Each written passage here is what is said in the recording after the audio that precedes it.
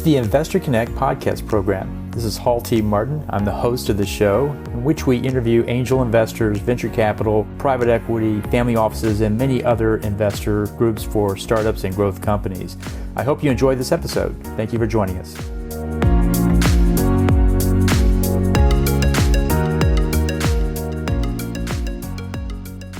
Well, hello, this is Hall Martin with Investor Connect. Today I'm here with Angela Lee, founder of 37 Angels. 37 Angels is a community of 100 angel investors with a mission to activate investors through local and global investor trainings. Their main goal is to increase diversity in angel investing.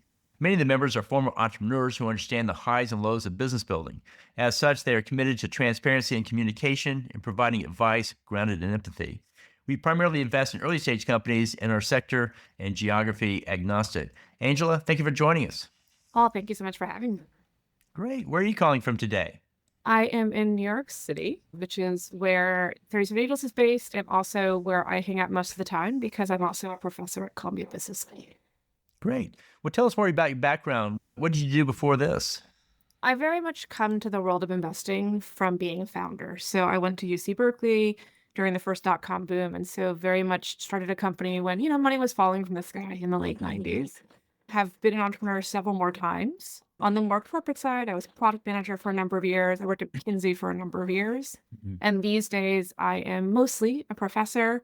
And then on the side, I run 37 Angels. Great. Well, tell us more about 37 Angels. Tell us about that group, how it works, and how you do deal flow and how people make decisions. So there are really two halves of what we do. The first is education, not surprisingly, something I'm very passionate about personally and professionally. We teach people how to do startup investing. So whether that is as an angel or as an aspiring VC, some people have, folks take our boot camp and they learn how to use source deal flow, how to use diligence deals, what matters on a term sheet, how on earth do you value these startups. So that's on the education side.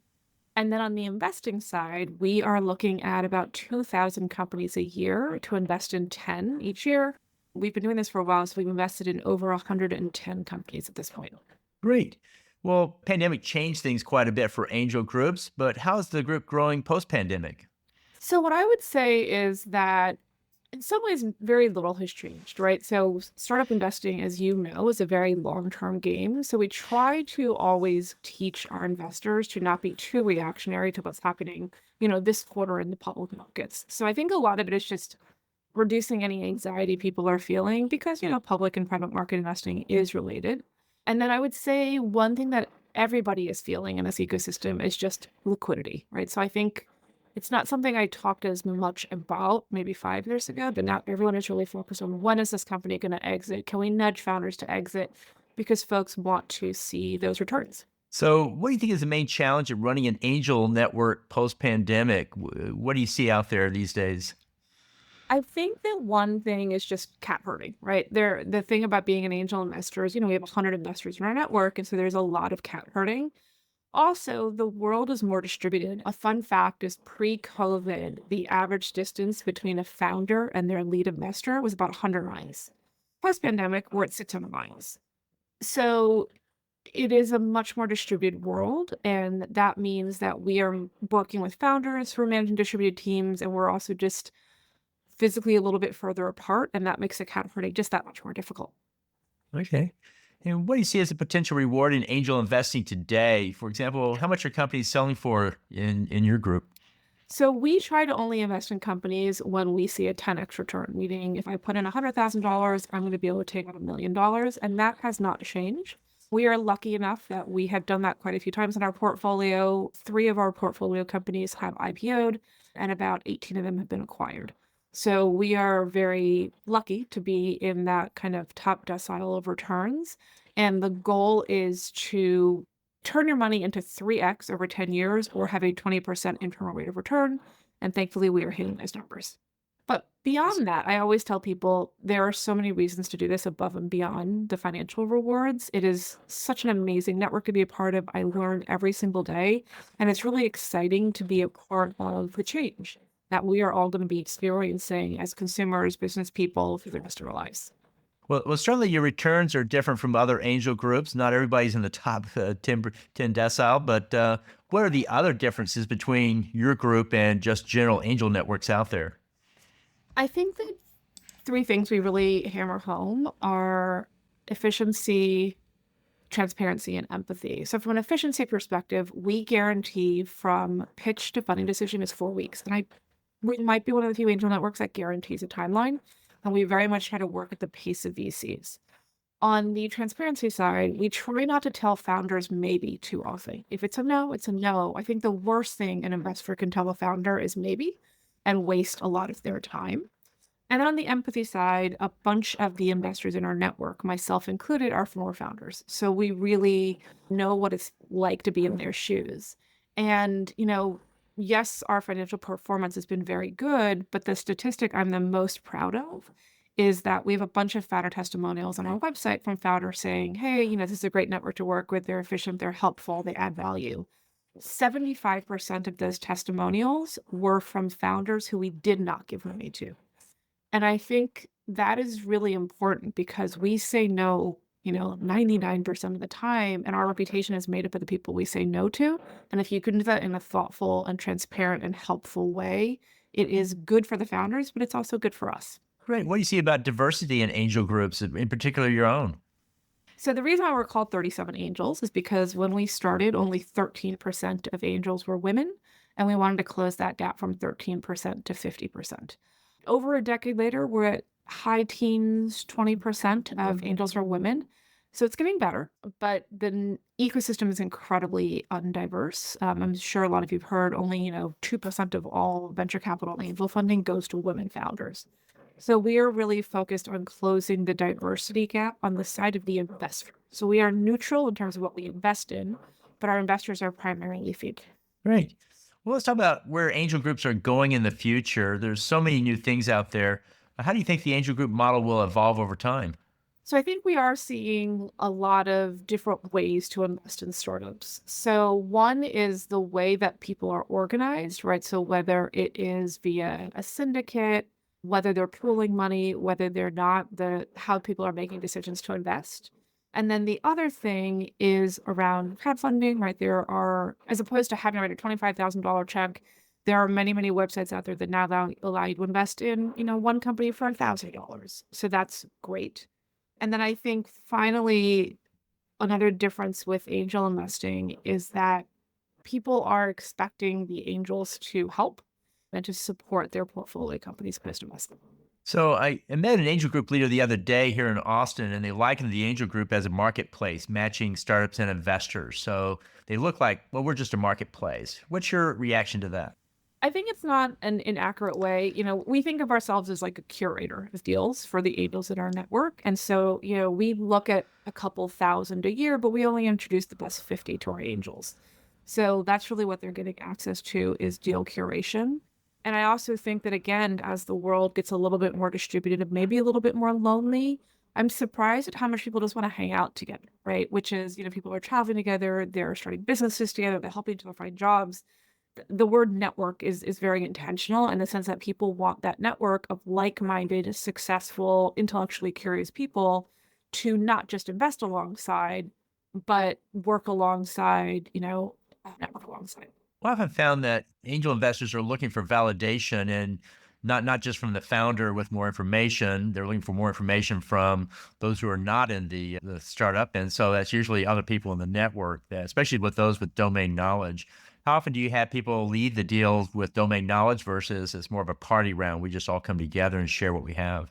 So I would say that in terms of 37 Angels is a network leading deals. We lead maybe 20% of the deals that we invest in, primarily because we're writing maybe a $200,000 check into a $2 million round. So it often doesn't make sense for us to lead. That said, we do it occasionally. Within the network, we absolutely have folks who have raised their hand to say, look, I'm an expert in this space. I can help with diligence. And we also have folks who like to lead the diligence process, and they are really good cat herders. And so those folks have naturally emerged over time. Right. Well, there's a lot more groups now coming into the same space where angels invest, go to market, I guess is a good way to put it. But now we see crowdfunding, we see micro VCs or syndicate funds and more. Where do you think the angel group what role should they take in the startup ecosystem going forward? Yeah, I think it goes back to adding value and then the power of the network, right? So in terms of adding value, I think a mistake I see investors make is they're just like, we'll help you in a very general way. And I think it's important for angel networks to be very specific about how they can help. So one thing is that we have relationships with a lot of journalists, and so we can really help with PR. The second thing is helping people to hire. We have a very well-networked group, and founders often come to us with help hiring. And then finally, fundraising. We have relationships with over 500 investors, and we can help our founders raise their Series A. And so I think being very specific on how you can help is something that is important. And then secondarily, again, the power of the network. It's not just a network to do diligence, it's a network to do other types of things like real estate deals we've seen come through. We just invested in a Broadway play, which is unrelated to our angel investing activities. And I think that is a differentiator of angel networks. Well, there's the rise of the use of AI in just about everything. How do you see AI coming in and helping the angel group in this case? I think AI is helpful in terms of doing an initial screen, right? So there are some things that are pretty binary. So, for example, a hard and fast rule for us is you need to have 6 months of customer data before it really makes sense for us to start engaging. Now, it doesn't have to be post revenue, but we do need 6 months of customer data. So I know, do people like the product? Are they logging in multiple times a week? Stuff like that. That is something that you don't need a human to figure out. AI can easily take a stab at that. Another simple one would be like geographical headquarters, right? Where are you headquartered? We have an upper bound in terms of valuation of where we like to invest. Like those are very easy things where I can see AI coming in and be like, you don't need to look at 25% of the 2,000 deals you're looking at per year. That would be a huge time saver. We are personally not yet comfortable with using AI to say yes. But I do think for some broad sweeps, we can certainly say these are the areas that we don't want to look at. I know some VCs are very data driven. They ask for a lot of information and then they do a tremendous amount of data crunching on it as well. Sound like you're taking a lighter version of that and applying it to the angel space. I think it depends on what you mean by data. So, in terms of data from the founder, we very much look for that, mostly around engagement data, growth data, and we look very carefully at their metrics. In terms of paying for benchmarking data, paying for, expert reports, we're doing less of that. That's much more common on the VC side. Okay. Well, in the last few minutes that we have here today, what else should we cover that we haven't? I think, you're talking a lot about change in the ecosystem. Another thing is just recognizing that there are so many alternatives to equity investing, right? So when we think about angel investing, venture capital investing, I give a founder money, I now own a percentage of that company. That is being disrupted as well with things like venture debt, revenue-based financing, with Shark Tank is very famous for, instead of saying, I now own a percentage of your company, maybe I own 10% of your revenue in perpetuity or for X number of years. I am very excited about all of these because the equity investing model does not work for every startup. And so I love that there are innovations coming in that way as well. Have you actually put those term sheets at work in your deals, revenue share of some kind or income share? Yeah, so I'm on the board of a venture debt fund and I work closely with another revenue-based financer. So we don't do it ourselves, but we'll often see companies where we say, you're not really a fit for equity investing. Let me refer you to folks who do venture debt and revenue-based financing. Absolutely. Okay, that sounds good. So, how best for investors to get back in touch with you? Yeah, so if you want to learn more about 37 Angels, you can find us at 37angels.com. Our bootcamp is at 37angels.com/bootcamp. And we have a ton of resources on our website, like finding accelerators in your sector and geography, and also a glossary of all of those fun terms that we're always hearing about. Great. Well, I want to thank you for joining us today. We'll include all those details in our show notes, and we hope to have you back for a follow up soon. Thank you so much. Investor Connect helps investors interested in startup funding. In this podcast series, experienced investors share their experience and advice. You can learn more at investorconnect.org. Halty Martin is the director of Investor Connect, which is a 501c3 nonprofit dedicated to the education of investors for early stage funding. All opinions expressed by Hall and podcast guests are solely their own opinions and do not reflect the opinion of Investor Connect. This podcast is for informational purposes only and should not be relied upon as a basis for investment decisions.